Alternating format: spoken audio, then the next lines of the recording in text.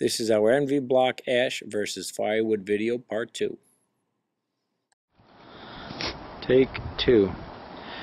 So we burned our first cord here, and that's the first of 3 cords. I normally burn about 3 and a half, close to 4 cords a year. The first cord is gone, and these are the next up. These each pallet here is approximately half a cord, and you'll see there's a second row behind this front row here. That's going to be next for burning. We'll see what kind of ash we get out of this and contamination. The first cord was more of tree limbs, so there wasn't too much nails or debris in the ash.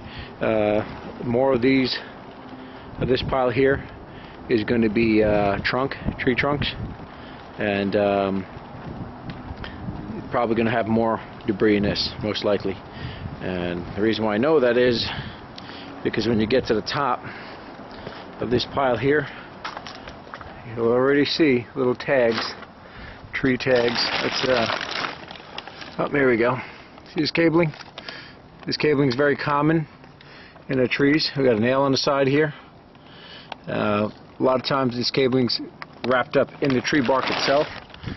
You never see it until you burn it. When you burn it, you find some really cool colors. Up top here, on top of this piece here, you're going to see a little tag here with a nail in it, more paint and debris that you could be burning. So when you smell funny odors in your wood, it's usually due to contaminants, cabling, toxic cable. That rubber's pretty toxic. You don't want to be breathing that in. And well, we'll see how this goes.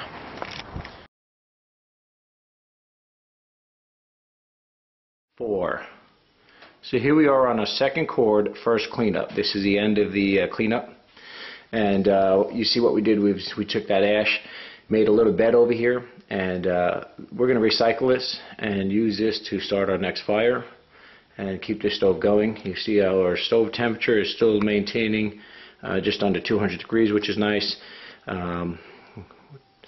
because at this point these blowers still hot enough to run on its own. So I'm going to get some firewood in here, and this is the firewood we're working off of. This is our 2 cords that we have left. This is that wood you saw in the beginning of the season on that first video we have. We have 2 cords. Each pallet stacks a half a cord, and got that storm coming, so got some pallets up there to keep the tarp from blowing too far off.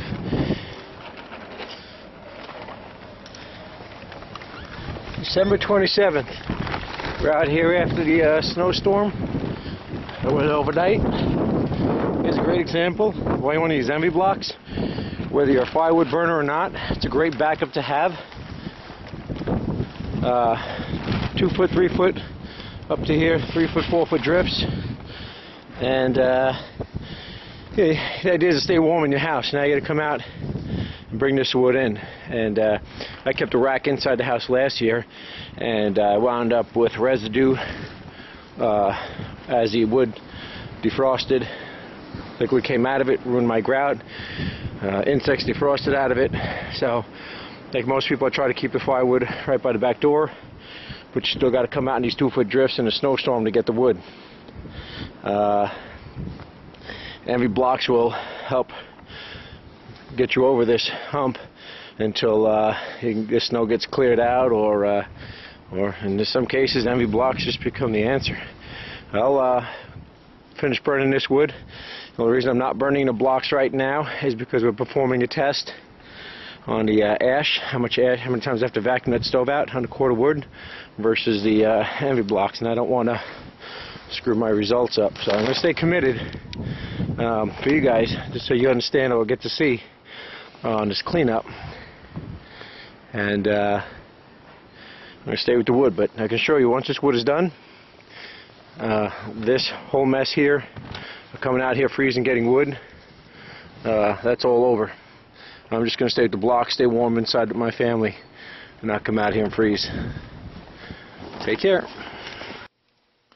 Cord 2, cleanup 2. Now this is quite common, having spiders defrost out of your wood. You see this one's still not on completely defrosted, it's falling down, but carpenter ants, wolf spiders, much larger spiders, beetles are quite common to defrost out of your firewood. Cord 2, cleanup 3. Cord 2, cleanup 4.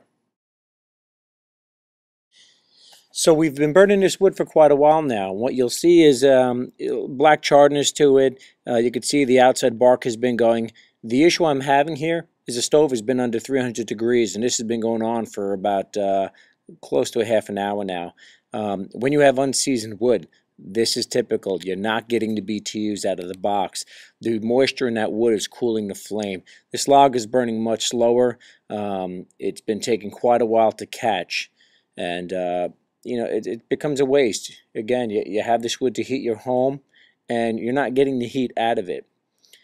We did take a piece of wood out of this stock, and we put a moisture meter to it, and what you'll see here is the moisture content at the end is 36% moisture, which means if we split this piece of wood and check in the middle, it's going to be much higher. This wood has been sitting out for about 10 months now. It was in more of the middle of the pile, so you do want to create an open stack when you stack your wood so it all seasons pretty evenly. This is cleanup 5 and 6 on cord 2, and you can see the box is full, so this will be a double cleanup. Cord 2, cleanup number 7. This is cleanup number 8 and 9, and what you'll see here is the box is full again, and this too is a double cleanup. This is cleanup 10 and 11 of cord 2, and we had about 5 less cleanups, and the reason for this is the first cord was all maple, the second cord was quarter maple, 3/4 oak, and oak produces less ash.